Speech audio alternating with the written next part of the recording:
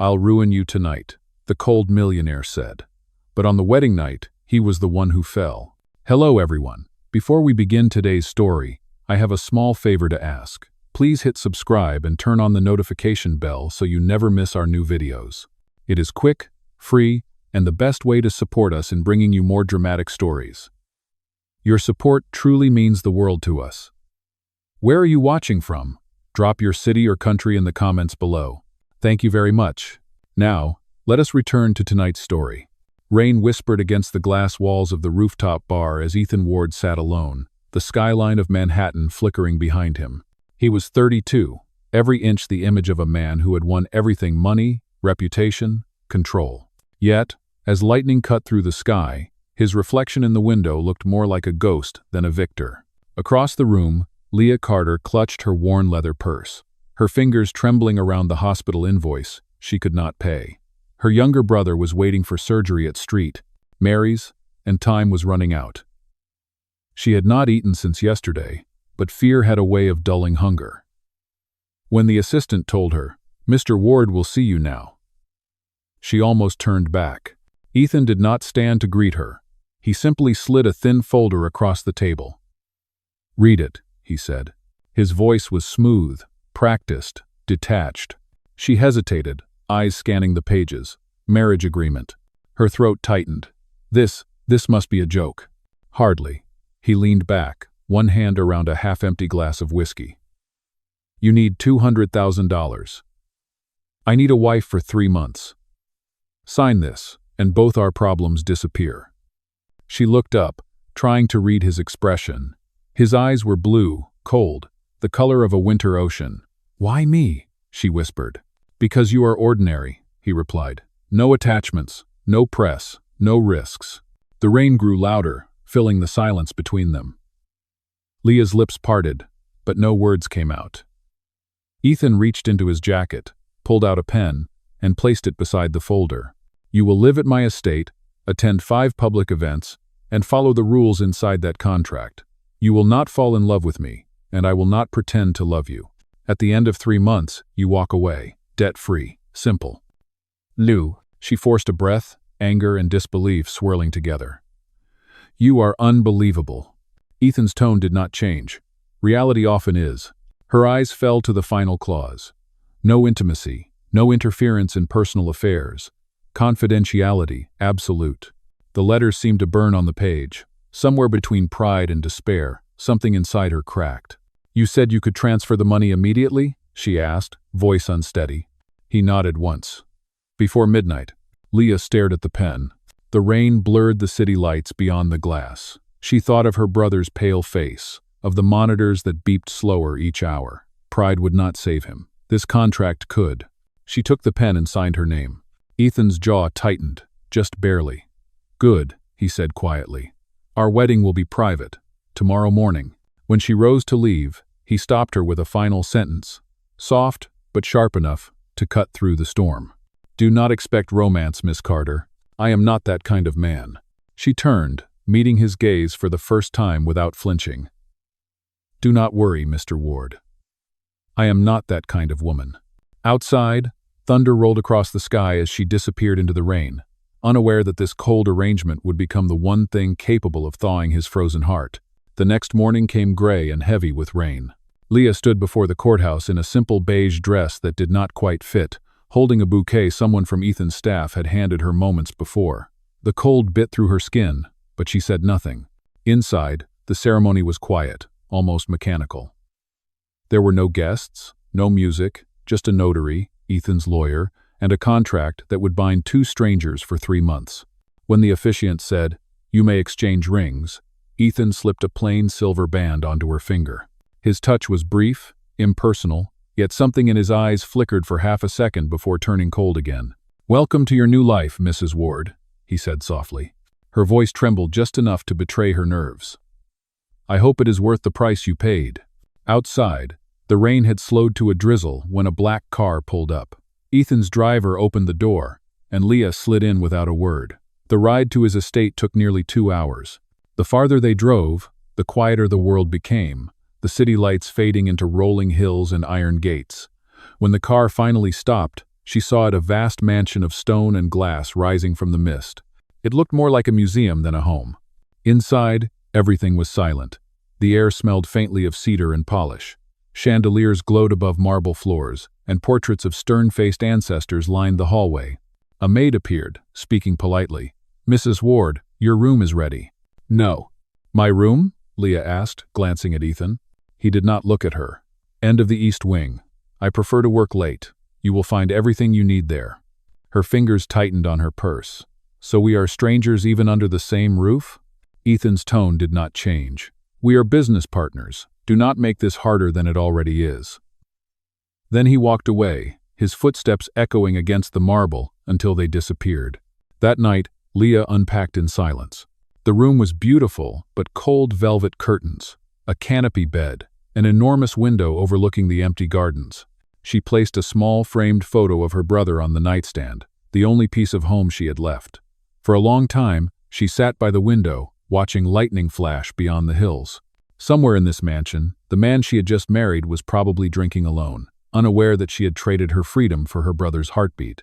Down the hall, Ethan stood in his office, staring at the same storm. The ink on the marriage license had barely dried, yet he felt a strange heaviness in his chest.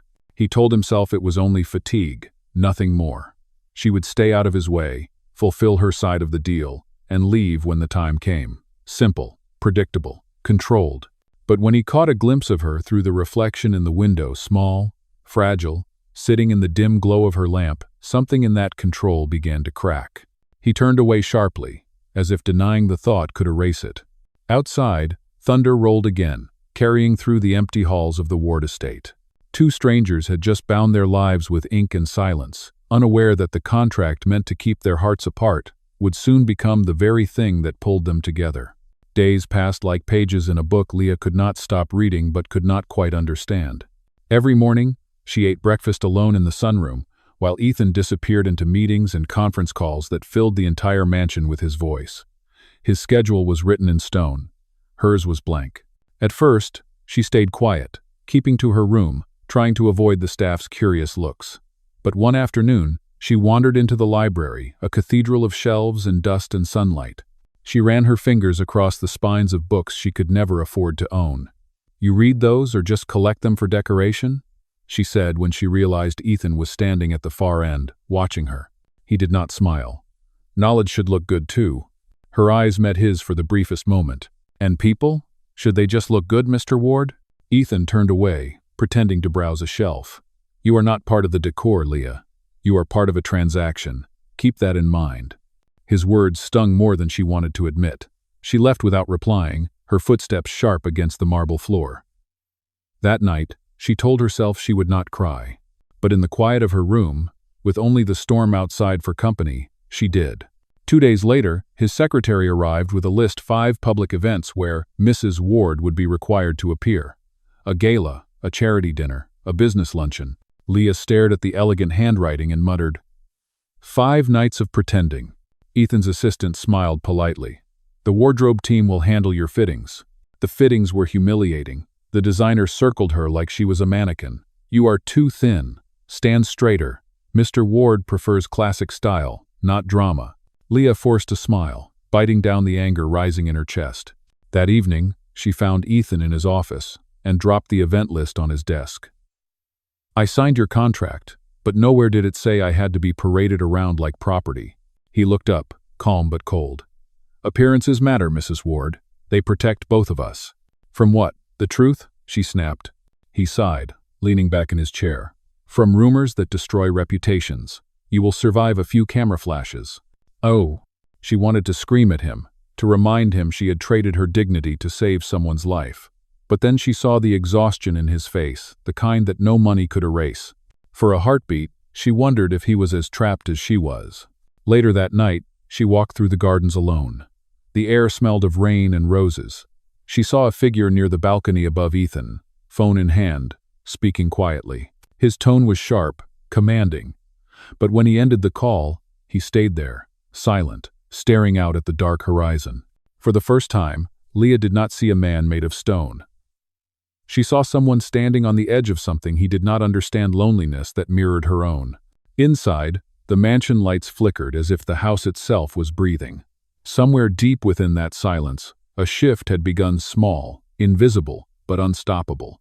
It was the first crack in the walls they had both built around their hearts. The first event arrived sooner than Leah expected. A charity gala at the Grand Meridian Hotel.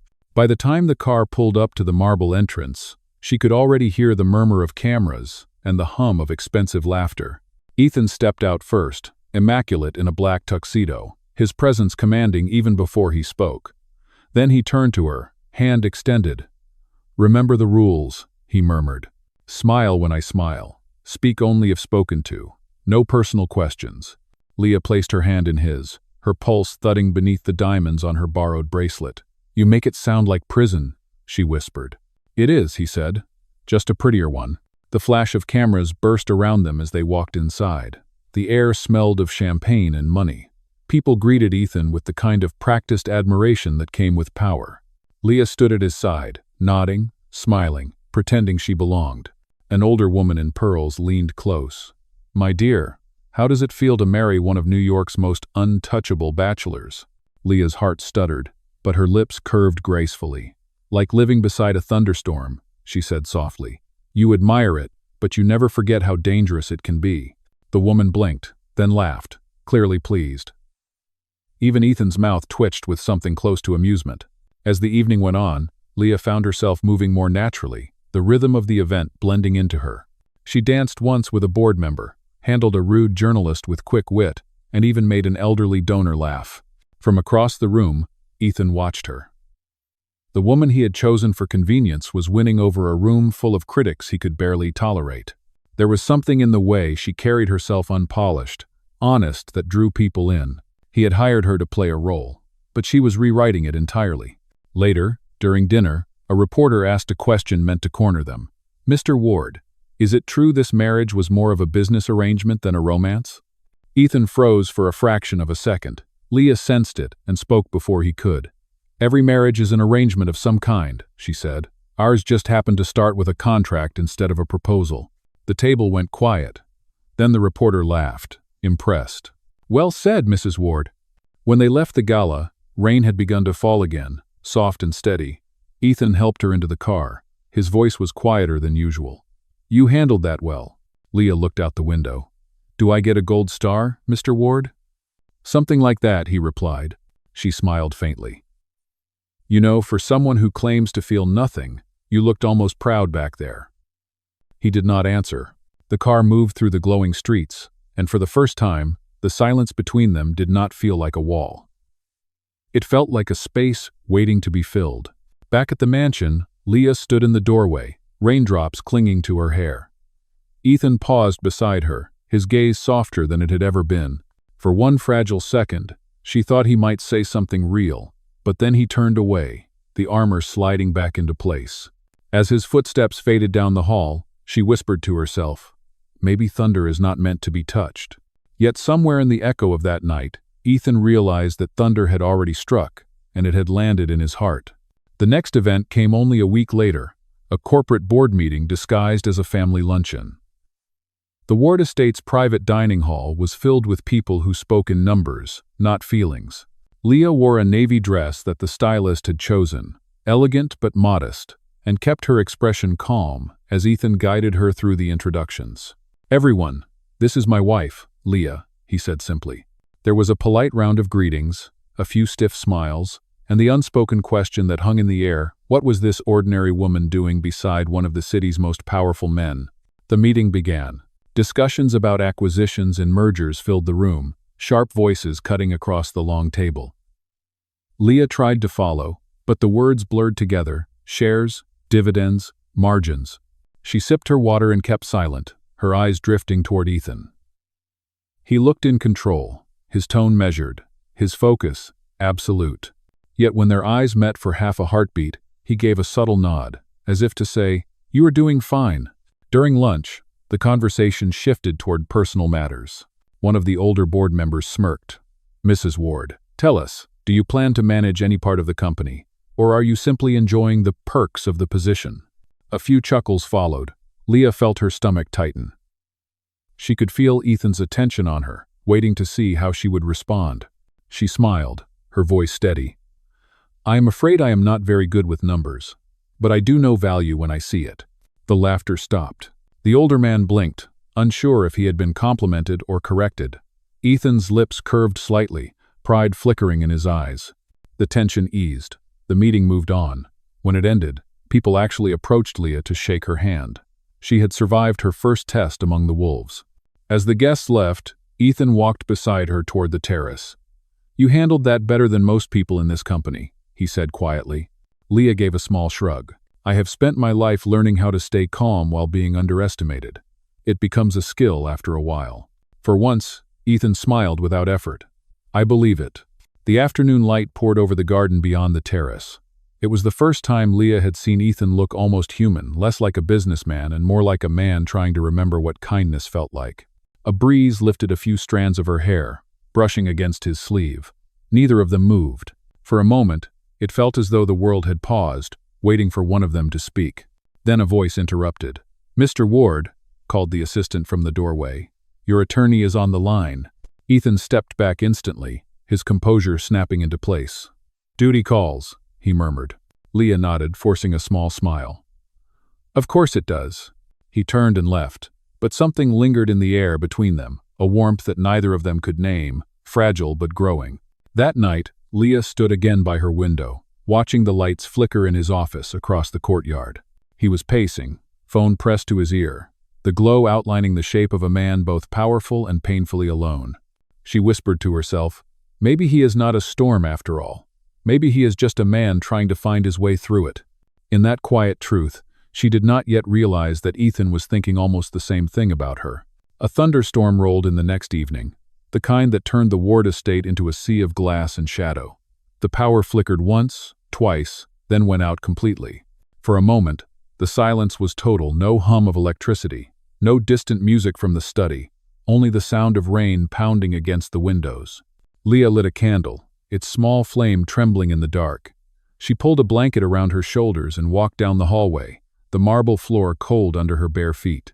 When she reached the library, she stopped. Ethan was there, standing by the window, lightning sketching his face in white and gray. "Looks like your mansion does not like bad weather," she said softly. He turned, surprised, then smiled faintly. "The generator will start soon. Until then, I suppose we share the dark." Leah stepped closer, the candlelight dancing between them. "You sound almost poetic for a man who runs on logic and contracts." "Do not tell the board," he said, voice low. "They might lose faith in me." The storm rumbled outside, but neither of them moved. For the first time, Ethan looked less like the distant CEO and more like a man stripped of armor. Leah studied him quietly. There was exhaustion in his posture, a sadness she had not noticed before. "Do you ever get tired?" she asked. He looked at her, puzzled. "Of what?" "Of pretending that nothing gets to you." He hesitated, then sighed. "I learned early that weakness is expensive. People use it, so I stopped showing it." Leah set the candle on the table. "That is not strength, Ethan. That is fear wearing a suit." The words hung in the air. He looked at her, eyes darkening, not with anger, but with something deeper, unguarded. "You think you know me. I think you want someone to."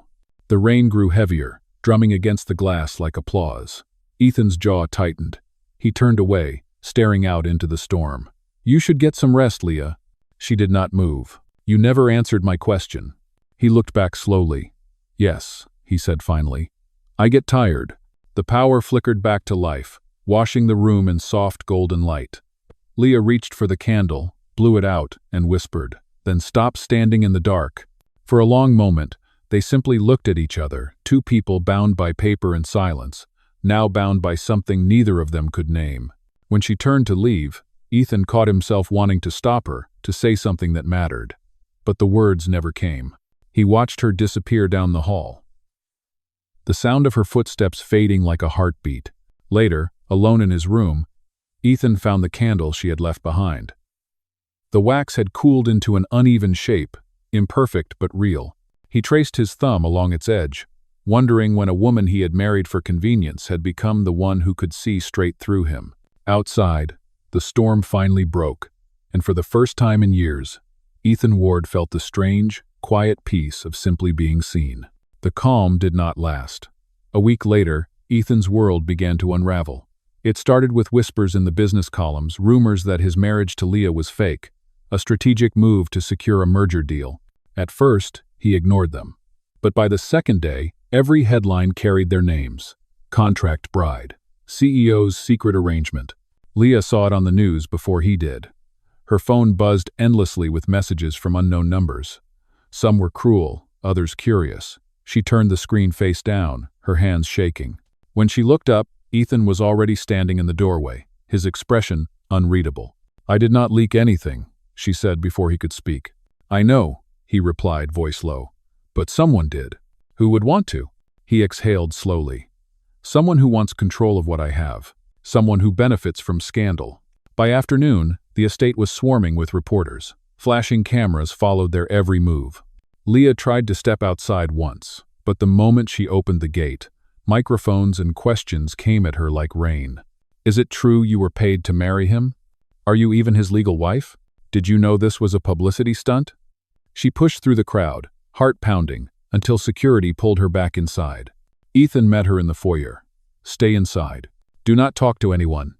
Her voice trembled. "You could at least tell me what is happening." He rubbed a hand over his jaw, anger flickering in his eyes. "My cousin Dylan has been trying to take over the board for years. If he convinces the shareholders that this marriage was a fraud, I could lose the company." "So now I am part of your evidence file?" she asked bitterly. "This is not about you," he said, sharper than he meant to. Leah's eyes glistened, but she refused to let them fall. "No, Ethan, it was never about me. It was about power, reputation, and keeping your empire from cracking." Before he could answer, she walked past him, her heels echoing through the hall. The door to her room closed quietly, but the sound was louder than any argument. That night, Ethan sat alone in his office, staring at the storm outside. The scandal was everywhere now. He had fought wars in boardrooms, but this was different. This was personal. The woman who had defended him in front of strangers was now paying the price for a war she never chose. His phone buzzed again, another message from Dylan. "You cannot win this, cousin. Step down, or I release the rest." Ethan slammed the phone down, fury breaking through the calm mask he always wore. But beneath that anger was something else, fear. Not of losing his empire, but of losing her. Down the hall, Leah packed a small suitcase. She looked at her reflection in the mirror. Mrs. Ward, the woman the tabloids called a liar. Her voice was barely a whisper. "Maybe this is the moment I stop pretending too." Outside, thunder rolled again, just like the night they met. The storm had come full circle, and this time, it was not only testing their contract, it was testing their hearts. By the next morning, the house felt empty. Leah's room was neat, the bed made, the closet half bare. A folded note lay on the desk beside her wedding ring. Ethan stood there for a long time before opening it. "You do not owe me an explanation, and I do not owe you forgiveness. This was supposed to be business, remember? I am returning what never belonged to me. Take care of yourself, Ethan. And please do not look for me." He read the words again and again, but they made no sound. The storm outside had passed, yet everything around him still felt soaked and heavy. For 2 days, he threw himself into work, fighting Dylan's accusations and endless board meetings. But the victory felt hollow. Every time he glanced at the empty seat beside him, something inside him recoiled. The silence she left behind was louder than the headlines that had once haunted him. Then, on the 3rd day, his assistant rushed in, holding a document. "Sir, you should see this." It was a bank transfer receipt, $200,000 sent from Ethan's private account to a hospital foundation, then immediately redirected to cover the surgery of a boy named Lia Carter, Leah's brother. The money had not stayed with her. She had donated all of it. Ethan felt his chest tighten. All this time, he had accused her of using him, of pretending, while she had used their contract to save someone else's life. He stood abruptly, his chair scraping the floor. "Get the car," he said, "now." The drive to the city felt endless. He stopped first at the hospital. A nurse recognized the name instantly. "Yes, Mr. Ward. Miss Carter was here 2 nights ago. She stayed until her brother woke up. She left yesterday morning, said she was going to look for a teaching job. Do you know where?" She mentioned a community art center in Brooklyn. Ethan thanked her and left, his pulse steady but his mind spinning. When he reached the small brick building, the afternoon sun was pouring through its windows. Inside, children were laughing, paintbrushes scattered across tables. And there she was, wearing jeans and an oversized sweater, her hair tied back, a smudge of blue paint on her cheek. For a moment, he simply watched her. She looked lighter, free. When she noticed him, the color drained from her face. "What are you doing here?" she asked quietly. "You should have told me," he said. "About what?" "About Ryan. About the money. About the fact that you never took a single dollar for yourself." Her voice was calm, but her hands trembled. "You would not have believed me. You never did." He stepped closer. "I'm trying now." Leah shook her head. "You do not get to try when the damage is done." "Then let me fix it," he said. She looked away. "This is not one of your business deals, Ethan. You cannot just sign an apology and expect it to disappear. No." He hesitated, his voice breaking for the first time. "I am not here to fix a deal. I am here to ask for a second chance." For a heartbeat, neither spoke. The sound of children laughing filled the room. She finally whispered, "You are too late." He swallowed hard, his throat aching. "Maybe. But I had to see you. Because for the first time, I am not afraid of what people will say. I am only afraid of losing the one person who made me feel like more than my name." Her eyes softened, but she said nothing. When he left, the bell above the door chimed softly. She stood still for a long time after he was gone, holding the paintbrush like a lifeline, her heart whispering the one truth she refused to say aloud: she still loved him. 2 weeks passed. The tabloids found new stories, the headlines faded, and the world moved on. But Ethan did not. Every morning he woke to silence. Every night he returned to an empty house that echoed with the memory of her laughter. He had spent years mastering control, but now, for the first time, he understood the cost of it. Control had kept him powerful, but it had also kept him alone. On a quiet Sunday evening, he stood in his office, staring at the candle she had left behind. The wax had hardened in a crooked shape, uneven but somehow perfect. He remembered her words that night during the storm. "That is not strength, Ethan. That is fear wearing a suit." He had been angry then. Now, he realized she had been right. He picked up his phone and called his driver. "Take me to Brooklyn." When he arrived at the Community Arts Center, the sky was fading into gold. Children were leaving with their parents, holding paintings still wet with color. Ethan stepped inside. Leah was at the far end of the room, cleaning brushes, her hair falling loose around her face. She froze when she saw him. "Ethan," she said softly, as if the name itself carried weight. "You should not be here." He took a breath. "I do not want to talk about the past. I only came to tell you the truth." She folded her arms, cautious but listening. "Then say it." Ethan's voice was steady, but his eyes were tired. "The contract was a mistake, not because it failed, but because it made me forget what love actually looks like. You reminded me. You walked into my life asking for nothing, and somehow gave me everything I did not know I needed." Leah blinked, tears filling her eyes before she could stop them. "You do not need to say these things out of guilt." He shook his head. "It is not guilt. It is love. Real, inconvenient, terrifying love. The kind that does not fit into any agreement." Note. He reached into his pocket and pulled out the same silver wedding ring she had left behind. "I used to think this was just a symbol of control. But now I know it is a promise. I am not asking you to sign anything this time. I am asking you to choose." Her voice broke. "Ethan, I do not know if I can trust you again." He stepped closer. "Then let me earn it. No contracts, no conditions, just us." The sunlight slipped through the window, washing them both in a soft glow. For a long moment, neither spoke. Then, slowly, Leah reached out and closed his hand around the ring. "Do not ruin this," she whispered. He smiled, his voice trembling. "I will not this time." Outside, the city lights began to shimmer against the dusk.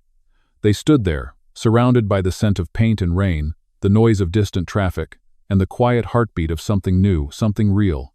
That night, back at the mansion, Ethan placed the candle she had left on the dining table and lit it once more. The flame flickered gently, steady, and alive. Leah's voice echoed in his memory, soft, forgiving, full of hope. In the glow of that light, two people who had once signed their names to a contract finally learned what it meant to make a promise with their hearts instead. Because love, Ethan realized, was never about ownership. It was about the courage to stay,